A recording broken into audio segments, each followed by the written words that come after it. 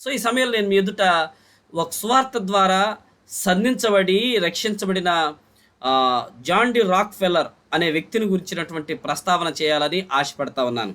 So మన స్క్రీన్లో చూస్తున్న ఈ వ్యక్తి పేరు రాక్ ఫెల్లర్. ఈయన ప్రపంచ కుబేరులలో ఒక వ్యక్తి. ప్రపంచ కుబేరులో ఒక వ్యక్తి. సో ఈయన అమెరికాలో పుట్టాడు. ఆయన మరణించడం కూడా అమెరికా సంయుక్త రాష్ట్రాల్లో ఫ్లోరిడాలోనే మరణించడం మనం చూస్తాం. సో ఈయన చనిపోయే నాటికి ఈయన వయసు 97 సంవత్సరాలు. మంచి ముదుసలి వయసులో ఈయన చనిపోతూ వచ్చాడు. సో ఇందాక మనం విన్నట్లుగా ఈయన మంచి ప్రపంచ కుబేరుల్లో ఒకరు అని వింటూ వచ్చాం. సో అప్పటి కాలంలో అతి పెద్దదైన స్టాండర్డ్ ఆయిల్ కంపెనీని స్థాపించినటువంటి వ్యవస్థాపక అధ్యక్షుడు ఈయనే, ఆయిల్ కంపెనీ యొక్క ఓనరు. సో ఈయన 33వ సంవత్సరంలోనే $1 మిలియన్ సంపాదించిన వ్యక్తి.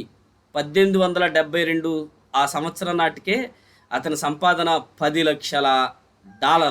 అప్పటికే చాలా గొప్ప ఆస్తిమంతుడు, మంచి సంపాదన అతనికి ఉంది. ఎంత సంపాదించేవాడంటే వారానికే అతని సంపాదన $10 లక్షల వచ్చింది. ఒక్క వారానికి అతని సంపాదన $10 లక్షల. సో చాలా గొప్ప ఆస్తిని గడించాడు. అయితే 53వ సంవత్సరం వచ్చేసరికి, అతనికి 53 సంవత్సరాల వయసు వచ్చేసరికి అతడు అనారోగ్యానికి గురి అయ్యాడు. అదొక చిత్రమైన అనారోగ్యం. ఆ అనారోగ్యం వల్ల అతని తల మీద ఉన్న జుట్టు అంతా ఊడిపోయేది. కనురెప్పల మీద ఉన్న జుట్టు, కంటి పైన బొమతల మీద ఉండే జుట్టు అంతా రాలిపోయింది. బొరవ గద్ద కానీ ఎట్లా తయారైందో రాక్ ఫెల్లర్ కూడా అలాగే తయారయ్యాడు. కారణం ఏంటి? అతనికి వచ్చిన అనారోగ్యం ఏంటి? ఏమీ లేదు, ఆందోళనే అతని అనారోగ్యానికి కారణం. ఎందుకని?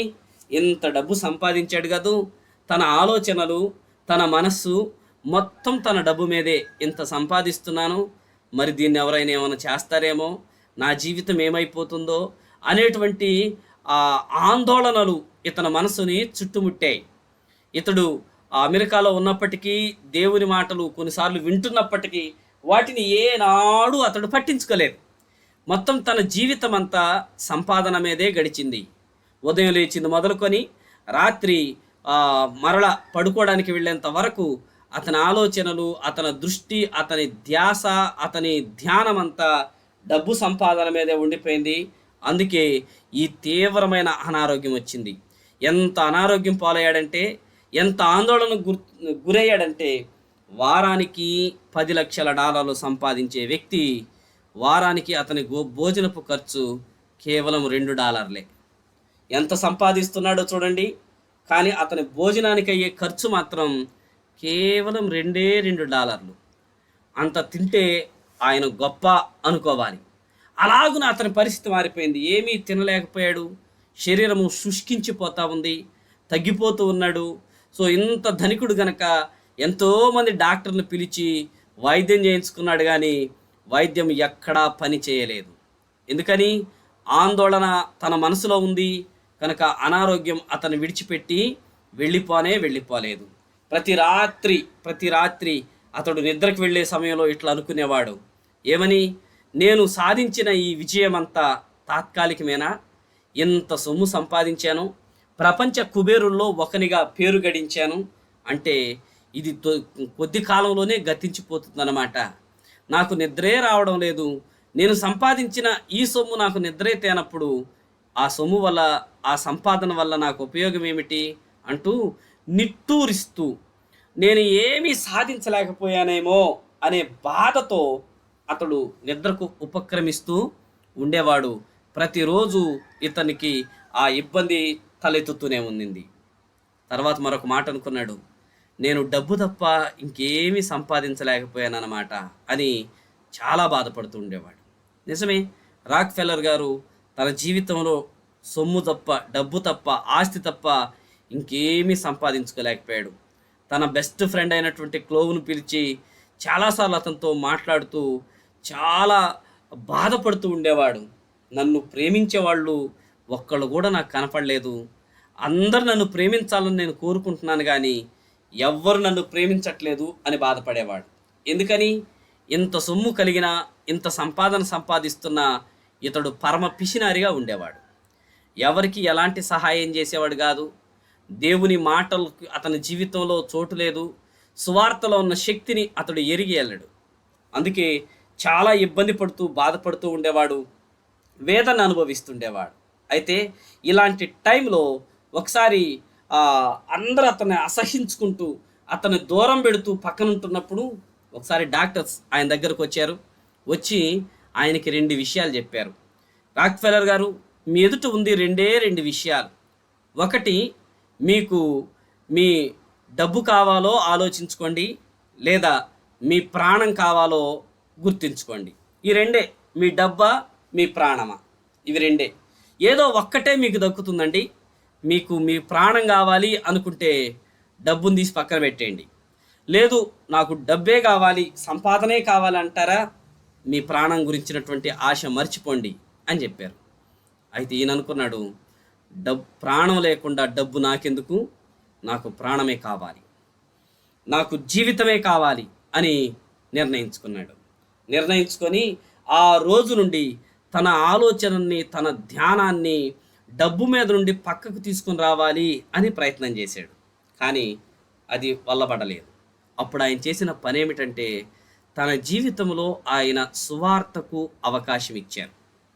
సువార్త యొక్క శక్తిని గుర్తించడం ప్రారంభించారు.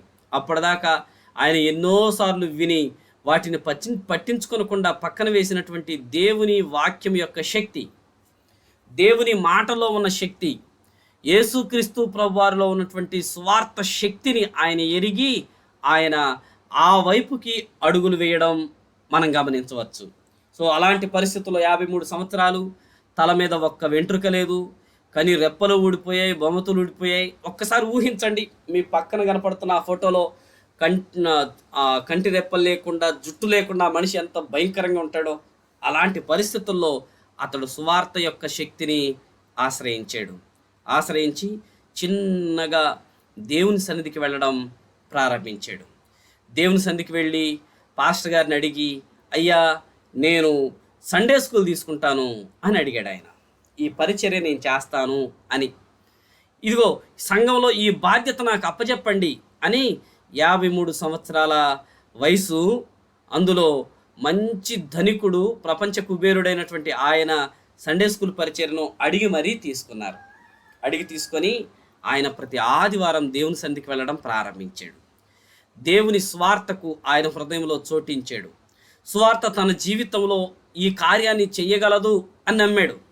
డాక్టర్లు ఇవ్వలేని ఆరోగ్యాన్ని యేసు ప్రభువారి మాటలే సువార్తే నాకు ఇస్తుంది అని నమ్మాడు.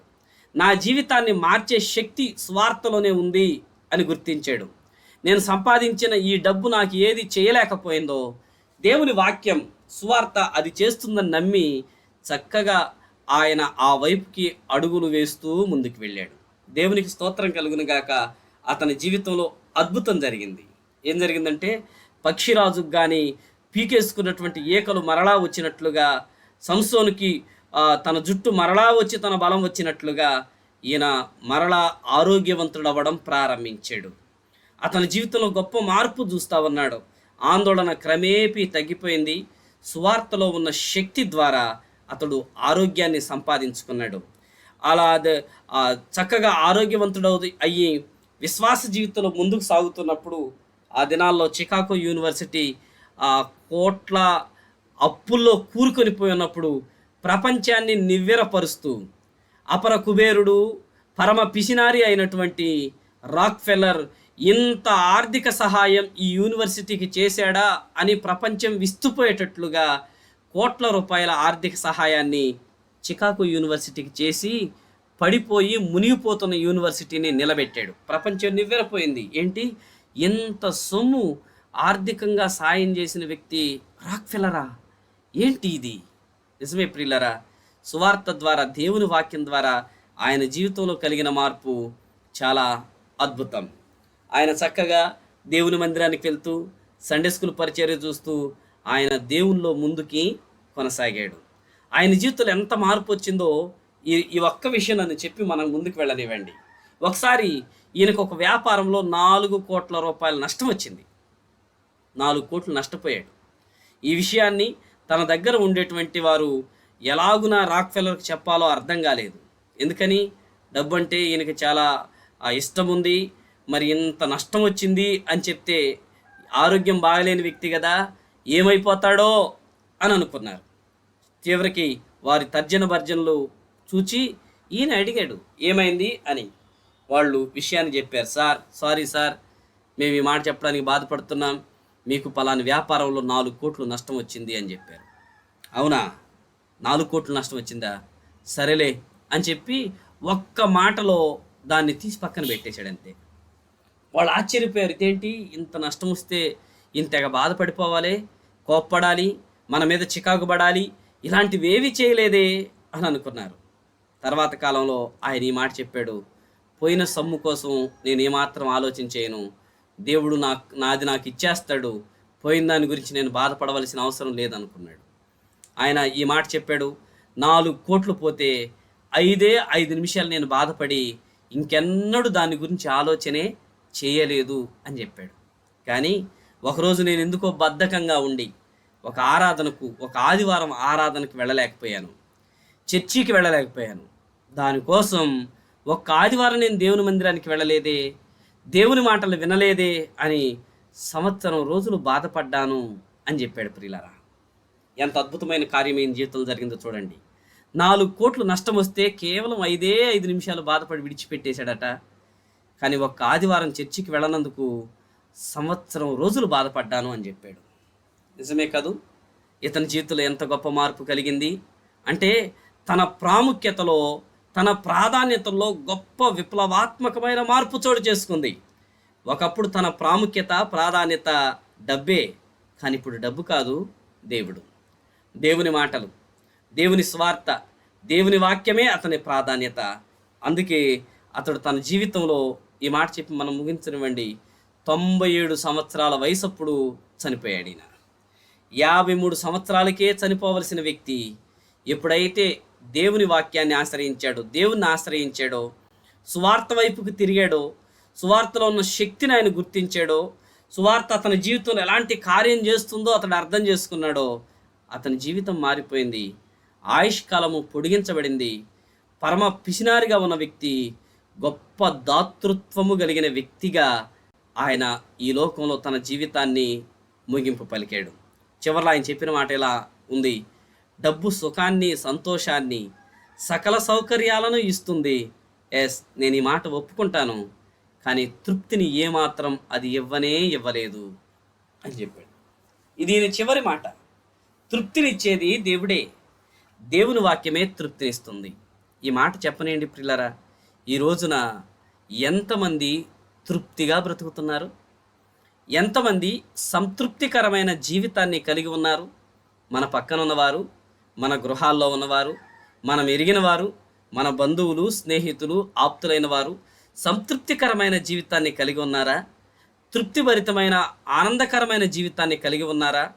చాలాసార్లు మనిషికి సంతృప్తి అనేది అందని ద్రాక్షలాగే మిగిలిపోయింది. అయితే దేవునికి స్తోత్రం, సువార్త మనిషికి అందరి ద్రాక్షగా ఉన్నటువంటి సంతృప్తికరమైన జీవితాన్ని అందించగలదు, తృప్తినివ్వగలదు. ఈ శక్తి సువార్తలో ఉంది. దానిని మనమందరం ఎరగవలసిన వారమై ఉన్నాం. ఎరిగి మనం ఆ సంతృప్తికరమైన జీవితాన్ని కలిగి ఉండి దానిని ఇతరులకు అందించవలసిన వారమై ఉన్నాము. ఇది మన బాధ్యత. సువార్తను ఇతరులకు అందించే విషయంలో, సువార్త యొక్క శక్తిని ఎరిగే విషయంలో, సువార్త ఒక వ్యక్తి జీవితంలో ఎలాంటి కార్యాలు చేయగలుగుతుందో ఈ విషయంలో మనము సంపూర్ణ నిశ్చయతను కలిగి ఉండాలి. మనం తెలుసుకోవలసిన మొట్టమొదటి విషయం ఇదే. సువార్తను గురించి మనము తెలుసుకోవలసిన వారమై ఉన్నాం.